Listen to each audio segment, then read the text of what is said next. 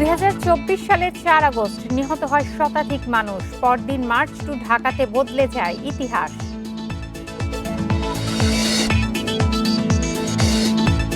কাল দর্শনার্থীদের জন্য উন্মুক্ত হচ্ছে জুলাই স্মৃতি জাদুঘর। প্রবেশ মূল্য 50 টাকা, সব প্রস্তুতি সম্পন্ন।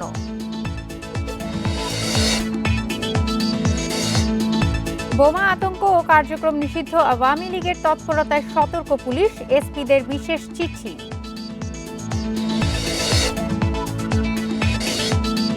রংপুরে বেগম রোকেয়া বিশ্ববিদ্যালয়ের ছাত্রদল ও শিবিরের মধ্যে সংঘর্ষ, আহত 5, নিরাপত্তায় জোর। ভারত পানি দেয় না বলেই পদ্মা ব্যারাজ, বলছেন বিশ্লেষকরা। ভূ রাজনৈতিক প্রভাব ভাবার তাগিদ।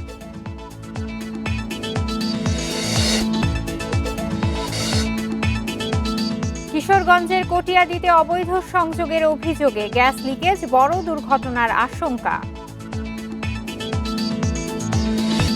চাঁপাইনবাবগঞ্জে রাবার ড্যাম নির্মাণ শেষ, অধিগ্রহণের 9 বছরেও ক্ষতিপূরণ পাননি জমির মালিকরা।